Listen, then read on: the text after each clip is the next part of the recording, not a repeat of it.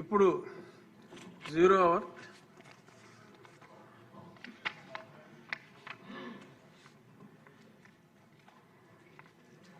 ముందుగా కాకర్ల సురేష్ గారు.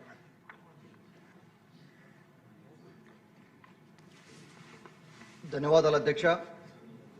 ఇది ఉదయగిరి నియోజకవర్గంలో ఉన్న 30,000 పేద కుటుంబాలకు సంబంధించిన డ్రింకింగ్ వాటర్ సమస్య అధ్యక్ష. నేను ఈ సభలో 2 సార్లు ప్రస్తావించడం జరిగింది. 2014-19 మధ్యలో ఎన్టీఆర్ సుజల స్కీమ్ కింద 14 మండలాలు అంటే ఉదయగిరి నియోజకవర్గం, ఆత్మకూరు, కావలి, ఉదయగిరి నియోజకవర్గంలో 8 మండలాలు, ఆత్మకూరు 4 మండలాలు, కావలి నియోజకవర్గంలో 2 మండలాల కింద 331 హ్యాబిటేషన్స్కి ఎన్టీఆర్ సుజల పథకం కింద ఒక ప్రాజెక్టు స్టార్ట్ చేయడం జరిగింది. మదర్ ప్లాంట్స్ పెట్టి 190 డిస్పెన్సరీ యూనిట్స్ పెట్టి ఇటువంటి డిస్పెన్సరీ యూనిట్స్ దాదాపుగా 700 పైగా పెట్టడం జరిగింది. దీనికి 8.5 crores మన గౌరవ డిప్యూటీ సీఎం గారు పవన్ కళ్యాణ్ గారిని రిక్వెస్ట్ చేయడం జరిగింది. దాని గురించి ప్రోగ్రెస్ లేదు అధ్యక్ష. అది ఒక్కసారి మన పవన్ కళ్యాణ్ గారికి ఒకసారి గుర్తు చేసి మనం ఈ ప్రాజెక్ట్ని రిపేర్ చేసి ముందుకు తీసుకెళ్దామా, లేకపోతే డీకమిషన్ చేసి ఇక్కడ ఉన్న మెటీరియల్ అన్నీ కూడా ఇన్ఫ్రాస్ట్రక్చర్ అన్నీ కూడా మనం సేల్ చేయడమా, లేకపోతే ఆక్షన్ వేసి ఆ వచ్చిన డబ్బుతో ఆరో ప్లాంట్ పెట్టి వెళ్లాల్సిన అవసరం ఉంది. చాలా ఇబ్బంది ఉంది అధ్యక్ష. ఉదయగిరి నియోజకవర్గంలో ఆరో ప్లాంట్ల కోసం అని చెప్పి రిక్వెస్ట్లు కంటిన్యూగా వస్తూనే ఉన్నాయి. దాదాపుగా 30,000 కుటుంబాలకి సంబంధించిన సమస్య. దీనికి జేజీఎం ద్వారా సోమశల నీళ్లు వచ్చే మార్గం కూడా చూడమని గౌరవ ముఖ్యమంత్రి శ్రీ నారా చంద్రబాబు నాయుడు గారిని వారికి కూడా విజ్ఞప్తి చేస్తా ఉన్నాను. గత ప్రభుత్వంలో 2014-19లో లోకేష్ గారు స్టార్ట్ చేసిన ప్రాజెక్ట్ ఇది. వీటి మీద కొద్దిగా దృష్టి పెట్టి మాకు డ్రింకింగ్ వాటర్ సమస్య పరిష్కరించమని ఈ సభ ద్వారా వారిని కోరుకుంటా ఉన్నాను. Thank you.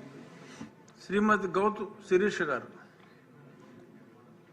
ధన్యవాదాలు అధ్యక్ష. గత 5 సంవత్సరాలలో గత పాలకుల పాలనలో పూర్తిగా నిర్లక్ష్యానికి గురి అయిన పల్లెల్లో గ్రామాల్లో రోడ్లని మన ప్రభుత్వంలో ఎన్ఆర్జీఎస్ నిధుల ద్వారా గత 20 నెలలుగా చాలా బాగా దాన్ని గ్రామాల్లో రోడ్లు వేస్తున్నాం అధ్యక్ష. అయితే 2024 నవంబర్-డిసెంబర్లో మొదలని ఎన్ఆర్జీఎస్ రోడ్ల ద్వారా ఈరోజు ఎన్నో గ్రామాల్లోని కలకల్లాడుతున్నాయి అధ్యక్ష.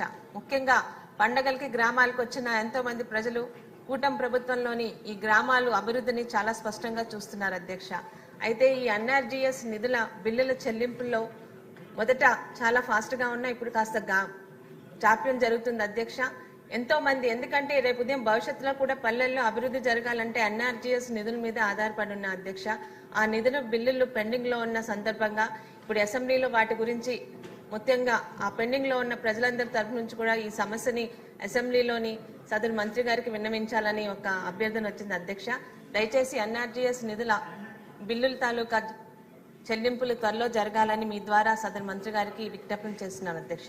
ధన్యవాదాలు అధ్యక్ష. చాలా ఇంపార్టెంట్ ఇష్యూ శిరీష్ గారిది. ఎందుకంటే గ్రామాల్లో జరిగే అభివృద్ధిది చాలా చోట్ల బిల్స్ రావట్లేదన్న సమస్య ఉంది. డెఫినెట్గా వారి దృష్టికి వెళ్ళేలాగా చేద్దాం. కోనేటి ఆదిమూలం గారు. ధన్యవాదాలు అధ్యక్ష. సత్యవేడు నియోజకవర్గం కేవీపూర్ మండలంలో ఒక భయంకరమైన విపత్తు వచ్చి నవంబర్ నెలలో ఒక చెరువు తెగిపోయింది అధ్యక్ష. రాయల చెరువు తెగిపోతే దాని కింద 1000 ఇళ్ళు అరిజినవాడ కానీ పాతపాళ్ళ అరిజినవాడ కానీ ఊరు మునిగిపోయింది అధ్యక్ష. కలెక్టర్ గారు కానీ గౌరవ ముఖ్యమంత్రి గారు ఇన్ఛార్జ్ మినిస్టర్ రెస్పాండ్ అయినారు. ఫస్ట్ రోజే 3 రూపాయలు ఇచ్చారు కలెక్టర్ గారు. మళ్ళా ఇంటికి 10,000 ఇచ్చారు. అయినా గౌరవ మన ఇరిగేషన్ మినిస్టర్ గారికి కూడా చెప్పాము, చెరువు పెద్ద చెరువు తెగిపోయింది అది. అలాగనే మన అగ్రికల్చర్ మినిస్టర్ గారికి కూడా చెప్పాము. మరి ముఖ్యంగా తమరికి దృష్టి తీసుకొస్తున్నాం అధ్యక్ష. ఈ పోర్టల్ చూడండి అధ్యక్ష, రైతులకి దరిదాపుల 1000 ఎకరాలు కొట్టుకొని కూర్చుంది అధ్యక్ష.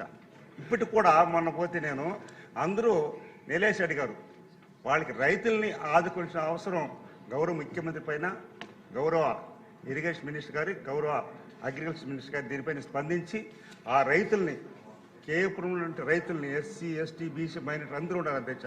వాళ్ళందరినీ కూడా ప్రభుత్వం ఆదుకొని మన ప్రభుత్వంలో ఎలాంటి ఇబ్బంది కలగకూడదనే ఉద్దేశంతో తమ దృష్టి తీసుకుని వస్తున్నారు అధ్యక్ష. ఇది అలాగనే కలెక్టర్ గారు ఒక అసూరించారు అధ్యక్ష. ఈ అరిజినవాడలో 1000 ఇళ్ళు మునిగిపోతే 9 అడుగులు వచ్చింది అధ్యక్ష. అరిజినవాడలో ఇంటికి. అంటే ప్రమాదంతో ఎవరు సావలేదు, కానీ 6 గంటలకు వచ్చింది అంత బయట వచ్చేసారు. కొన్ని వందలాది ఆవులు బర్రెలు చనిపోయింది. వాళ్ళందరూ కూడా మన ప్రభుత్వంలో కాంపౌండ్ చేసి కట్టించారు. ప్రతి ఆవుకు కానీ గేదెకి కానీ ఏదైతే కొట్టుకున్నావన్నీ కూడా. కానీ రైతులకి మనం ఇంతవరకు వారికి ఎలాంటి సహాయం చేయలేదు. కాబట్టి గౌరవ ముఖ్యమంత్రి గారు స్పందించి, రెవెన్యూ మినిస్టర్ గారికి స్పందించి, అలాగనే అగ్రికల్చర్ మినిస్టర్ స్పందించి, ముగ్గురు కూడా ఇరిగేషన్ రోడ్ ఆ చెరువు కూడా రాయలసీమ చెరువు తెగిపోయింది. గౌరవ మంత్రి గారికి ఆ రోజు ఫోన్ చేసి చెప్పాను. దాన్ని కూడా ఇమ్మీడియట్గా ఈ వింటర్ సీజన్ అయిపోయింది కాబట్టి సమ్మర్లో ట్యాకప్ చేయగలిగితే ఆ రైతులు మళ్ళా పూర్వజనం అంటే గతంలో ఎన్నడూ లేని విధంగా ఇది రెండోసారి జరిగింది అధ్యక్ష. ఆ అర్జునవాడ పెద్ద అర్జునవాడ సార్ అధ్యక్ష. మరి ప్రభుత్వం అన్ని రకాలుగా ఆదుకున్నది కాబట్టి ఈరోజు సుఖంగా ఉంటారు. రైతులు కూడా మీ ద్వారా ఆదుకోవాలని మనస్ఫూర్తి కోరుకుంటూ ధన్యవాదాలు అధ్యక్ష. సెలవు. మామిడి గోవిందరావు గారు. శ్రీకాకుళం జిల్లాలో పాతపట్నం నియోజకవర్గంలో వంశధార ప్రాజెక్టు నిర్మాణం జరుగుతుంది అధ్యక్ష. కానీ నిర్మాణం దశ 99% కంప్లీట్ అయింది అధ్యక్ష. కానీ ఆ నిర్మాణం దశ వెనుక చాలా మంది రైతులు, అక్కడ ఉన్న ప్రజలు, పాతపట్నం నియోజకవర్గ ప్రజలు త్యాగాలు ఉన్నాయి అధ్యక్ష. కానీ ఆ ప్రజలకు సరైన న్యాయం అయితే అక్కడ జరగలేదు అధ్యక్ష. ముఖ్యంగా అప్పుడున్న ప్రభుత్వానికి వాళ్ళకి ఉన్న కొన్ని సమస్యల మీద వాళ్ళు అక్కడ కొన్ని పోరాటాలు చేశారు అధ్యక్ష, వంశధార నిర్వహిత ప్రజలు. కానీ వాళ్ళ మీద కొన్ని కేసులు ఉన్నాయి అధ్యక్ష. ఇప్పుడు కూడా వాళ్ళు కేసులతో బాధపడుతున్నారు అధ్యక్ష. ఎందుకంటే 20 ఎకరాలు ఉన్న రైతు కూడా ఈ రోజు భవన నిర్మాణ కార్మికులుగా హైదరాబాదు, చెన్నై వెళ్ళి వలస వెళ్ళి పనిచేస్తున్నారు అధ్యక్ష. వాళ్ళు అక్కడికి వెళ్ళి ఆ కేసుల మీద మళ్ళీ రిటర్న్ రావడం అనేది జరుగుతుంది అధ్యక్ష. దయచేసి ఒక్క నిమిషం రామానాయుడు గారు, కొంచెం మీ రిలేటెడ్ సబ్జెక్ట్ మీరు ఉన్నారు కాబట్టి కొంచెం అది వింటే బాగుంటుందండి. చెప్పండి. అయితే వాళ్ళ త్యాగాల వెనుక చాలా మంది రైతులు ఉన్నారు. పాతపట్నం నియోజకవర్గ రైతులు, ప్రజలు అందరూ ఉన్నారు అధ్యక్ష.